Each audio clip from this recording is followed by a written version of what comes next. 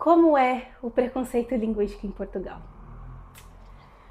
Ai, chegou o dia que eu vim gravar este vídeo, né? Vim gravar este vídeo, depois de gravar um vídeo tão levezinho, eu vim para esta confusão. Gente, é o seguinte, não pretendo que esse vídeo fique assim tão longo, porque na verdade é uma vivência muito pessoal e individual, ainda que eu saiba que também é uma questão social e que outras pessoas passem por isso. Mas é assim, em Portugal existe um preconceito linguístico com tudo aquilo que não é português de Portugal. Então, seja porque você tem a variante brasileira, seja porque você é estrangeiro e enfim, está aprendendo português e não fala o português maravilhoso que eles acham que falam, enfim, ou porque você fala o português dos palopes, ainda que aparentemente seja mais próximo do português de Portugal, até porque chá de revelação faz apenas 50 anos, né? Que isso em termos de história não é nada, é super pouco tempo que os palopes se tornaram países independentes, né? Que, enfim, isso data de 74, 75, que é ontem em termos históricos, né?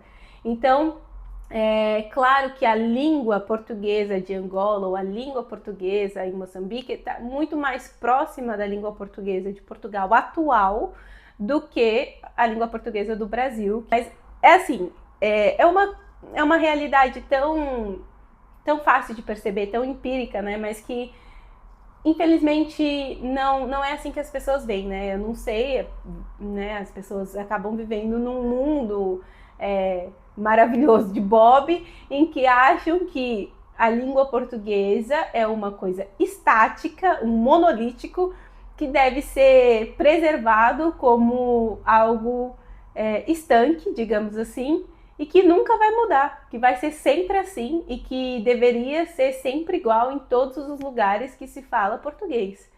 Quando isso é simplesmente impossível em qualquer língua, porque as línguas são dinâmicas. As línguas, em primeiro lugar, são um recurso de comunicação prioritariamente oral, verbal.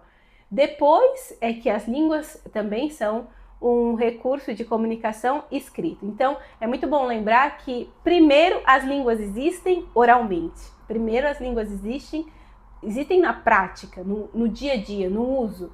E depois é que elas são elaboradas por escrito. Depois é que as pessoas, né, os estudiosos, os linguistas, muito prazer, as pessoas das letras que estudam as línguas, que pesquisam, que registram e que buscam organizá-las e registrá-las, não é, em uma gramática. Então é muito importante lembrarmos que a gramática vem depois da língua, ou seja, a gramática não existe e aí nós vamos lá, quando nós nascemos, abrimos a gramática, sim, eu, tu, ele, nós, vós, eles. Presente, passado, futuro. Presente do indicativo. Não é assim, né? Pretérito mais que perfeito. Sim, gugu dadá. Não é assim, a gente não aprende a língua assim. A gente aprende a língua conforme falamos e ouvimos dentro ali do nosso meio, né? Dentro do meio familiar, dentro da sociedade onde nós estamos, etc. E as línguas também, como eu disse, não são estanques, elas não são isoladas de outras interações com outras línguas, né? Que nós chamamos dentro da letras, dentro da linguística, de contato. Ou seja, as línguas entram em contato uma com a outra. Então, quando esse contato linguístico acontece, existem trocas, interações. Sejam trocas e interações fonéticas, sejam lexicais, ou seja, o que é fonética? Às vezes o som de uma outra língua passa a ser usado no som dessa língua que recebeu essa troca. Ou então, às vezes, o léxico, que são as palavras, os vocábulos, vem para essa língua, né? Quando nós estudamos um pouquinho ali, sabe, quinta série, né, sexto ano, sétimo, a gente já começa a estudar um pouquinho disso, e eu tô sendo mesmo bem provocativa, porque eu quero dizer assim, qualquer pessoa que estudou minimamente um pouquinho na escola, sabe que nós temos empréstimos linguísticos, então a gente vai aprendendo e entendendo que a língua muda conforme o tempo, a língua também muda conforme o espaço geográfico, a língua também muda e se transforma conforme a faixa etária, quem é que está falando, né? Nós temos as questões de grupo também, as gírias, enfim, as expressões locais, linguísticas, enfim. Então, é impossível imaginar que uma língua vai ser igual em toda a parte onde ela é falada, e também é inimaginável a ideia de que a língua pertence a alguém. Isso é um ponto muito importante. Por quê? Muitas vezes os portugueses têm uma ideia de que a língua portuguesa é só deles. E isso não é uma realidade há alguns séculos. Porque a língua, a partir do momento que ela começa a ser usada por outras pessoas, outros falantes, ela também se torna parte daquelas pessoas. E digo mais. Em se tratando de Brasil, que a língua portuguesa é a língua oficial e a língua mais falada por todo mundo, né? São poucas as comunidades que têm uma segunda língua ou que têm uma primeira língua indígena, por exemplo. Não é possível nós pensarmos que todas essas pessoas que falam aquela língua como eu, como a sua primeira língua, não são também donas, com muitas aspas, dessa língua. Ou seja, eu não falo outra língua como língua materna. A língua portuguesa é a minha língua materna. Sempre foi e sempre será. Então, pensar que a língua é minha, só minha, porque ela nasceu aqui, né? Não, a língua portuguesa nasceu na Península Ibérica, não sei o que e tal, em Portugal, então a língua é só dos portugueses. É um grande engano e também, eu diria até uma grande prepotência, porque a língua está espalhada pelo mundo e, como eu disse, isso já é uma coisa de séculos. Então, é claro que a língua portuguesa ela segue se desenvolvendo e segue se transformando, como eu falei, em Macau, na província da China, onde se fala português, em Angola, em Moçambique, em Guiné-Bissau, em Cabo Verde, em Timor-Leste, no Brasil, São Tomé e Príncipe, não sei se eu mencionei. Enfim, então, aliás, propriamente em Portugal, a língua portuguesa também se transforma. Chá revelação. Hoje eu trouxe muitos chás revelações. Gente, a língua portuguesa em Portugal não é a mesma de 20 anos atrás, não é a mesma de 500 anos atrás. A língua sempre vai ter transformações e digo até mais, mesmo se a gente fizer um recorte sincrônico, ou seja, nesse tempo presente, destacar, vamos estudar a língua aqui e agora, não a língua ao longo da história, né, ao longo do tempo, mas a língua aqui e agora, a gente vai ver que as pessoas lá em Marco de Canaveses falam diferente das pessoas do Algarve. As pessoas no Porto falam muito diferente das pessoas aqui em Coimbra. As pessoas lá em Braga falam muito diferente das pessoas, sei lá, na Ilha dos Açores. Então, existem os regionalismos, existem as diferenças linguísticas. Isso é um ponto. Então, assim, não é possível imaginar uma língua que pertença a só uma pessoa ou só um povo, quando a gente fala de um povo que se pirou, digamos assim, né? Que foi para várias partes do mundo. Vamos pular essa parte da história, né? Só para eu não ficar irritada. E, portanto, a língua está espalhada no mundo e já há muito tempo. Então, a língua portuguesa não é só dos portugueses, para fechar esse ponto. E depois, o preconceito linguístico em Portugal acaba acontecendo por essa crença, principalmente, né, uma crença de que nós somos os donos da língua, nós é que falamos bem, nós é que sabemos, nós é que etc. E não é bem por aí. E depois, também porque existe esse desconhecimento linguístico de que as línguas nos outros lugares, elas tiveram influência das línguas daqueles lugares. Porque também, infelizmente, ainda hoje, os portugueses pouco ou nada estudam sobre as colonizações e sobre a escravidão. Então, pouco ou nada sabem das línguas dessas pessoas que eles escravizaram, da cultura dessas pessoas, pouco ou nada sabem de como foi a interação e como foram as relações nesses países colonizados. Então, só para fazer um recorte do Brasil, o Brasil, quando os portugueses lá chegaram, tinha lá milhões, não são milhares, são milhões de indígenas, milhares de nações indígenas e com as suas respectivas línguas. Então, apesar de todo, enfim, de todo, digamos assim, apagamento disso, essas interações linguísticas foram também transformando a língua portuguesa e depois também com os africanos escravizados que foram para o Brasil. Então, é impossível a língua portuguesa do Brasil ser igual à língua portuguesa de Portugal atual.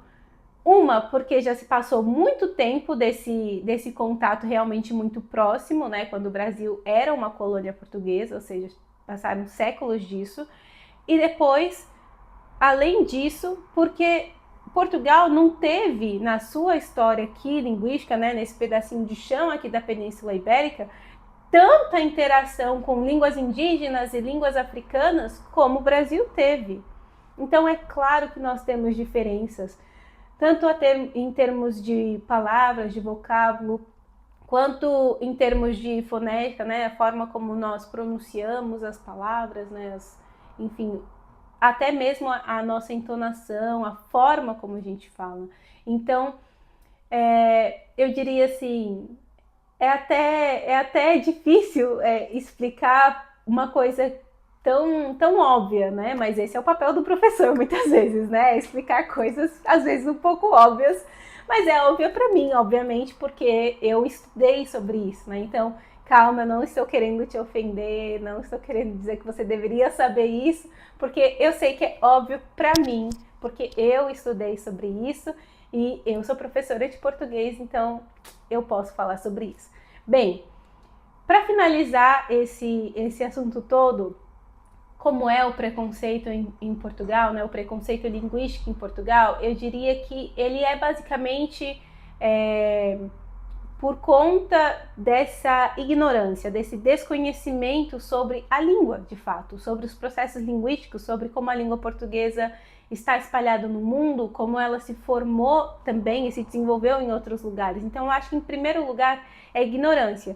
E eu digo isso até porque é uma das formas que me faz pensar que, ok, eu consigo ter empatia por essas pessoas e consigo não ficar chateada, não ficar irritada, etc., por muitas vezes desfazerem do meu português ou desfazerem da forma como eu falo, de forma geral, né, seja pelo sotaque, seja por outras razões, porque eu entendo que aquela pessoa, ela não tem aquele conhecimento que eu tenho, ela não estudou sobre aquilo, ela está falando do lugar dela, de uma pessoa com pouco conhecimento sobre aquilo ou com nenhum conhecimento sobre aquilo. E com essas crenças que são, digamos assim, crenças difundidas nacionalmente, né? Difundida como se falassem o português mais correto do mundo, quando na verdade basta você ligar a televisão em Portugal que você vê as pessoas falando da maneira mais errada possível, equivocada, com um monte também de cortes e de gírias e de expressões e muitas vezes com uma pronúncia que quase não se percebe nada, porque muitos portugueses também falam de uma forma que não é clara, não é explícita. Então é fácil observar isso. E também, se você for na internet, né, pode ir até às vezes nos comentários dos meus vídeos e você vai ver pessoas criticando os meus vídeos, mas que escrevem se eu for a tal lugar com acento circunflexo em cima do O, que não existe, vai ver pessoas, enfim, colocando espaços entre as pontuações, vai ver pessoas falando a gente vamos, e assim sucessivamente, né? Inclusive aqui em Portugal eu achava que eles não usavam a gente e usam muito a gente para todo lado, a gente isso, a gente aquilo, a gente isso, a gente aquilo, e muitas vezes conjugam com o plural, com a primeira pessoa do plural, né? Então, ao invés de nós faremos, a gente faremos muitas coisas, não sei o quê, e eu acho ótimo, compreensível, entendeu? Agora, isso é uma parte, né? Isso é uma parte que eu tô a falar da língua falada. Outro assunto é a língua escrita, que também dá pano para manga, mas o fato é que, como professora e como revisora de textos e tradutora também, então já trabalhei aqui em Portugal revisando textos, revisando entrevistas, inclusive, de portugueses entrevistando, portugueses respondendo, etc. Posso dizer com total tranquilidade que os portugueses também cometem muitos erros quando falam e também quando escrevem. Então, por que, gente? Porque é normal. Chá de revelação. Ai, meu Deus, se eu tivesse um editor, ele ia fazer muitos vídeos legais aqui desse chá revelação. Porque isso é normal. Ninguém é uma gramática ambulante, gente. Ninguém fala certo o tempo todo, ninguém decorou todas as regras gramaticais. E como eu falei lá no começo do vídeo, a gramática vem depois da língua. Ou seja, as gramáticas nada mais são do que estudos sobre a língua. Elas estão aqui e se versam sobre as línguas. Elas não estão nesse papel de dizer como as línguas devem ser, né? Claro que isso é a teoria, né? A gramática, a partida, é para ser descritiva, né? Ou seja, para demonstrar como a língua funciona, e acaba se tornando prescritiva, dizendo como que a língua deve ser, etc. É usada pelos manuais escolares, etc. Tudo certo, né? É preciso também, enfim, ensinar a língua, né? E isso também é importante. Mas nós temos que ter em vista que as gramáticas também são atualizadas de tempos em tempos. Não estou falando só de acordos gramaticais, estou falando também que as gramáticas são atualizadas porque as línguas se atualizam, as línguas mudam, a forma como as pessoas se expressam, palavras deixam de existir, outras começam a existir, justamente porque a língua é dinâmica, ok? Então, como é o preconceito linguístico em Portugal? Ele é assim, as pessoas acham que são donas da língua, acham que falam corretamente sempre, que são o próprio Camões encarnado, e que os outros todos falam errado e que não sabem escrever, não sabem falar e não percebem os seus próprios erros linguísticos, não percebem que também escrevem mal, que também falam mal, porque no fim das contas todo mundo comete erros. É assim o preconceito linguístico em Portugal. É isso. Tchau!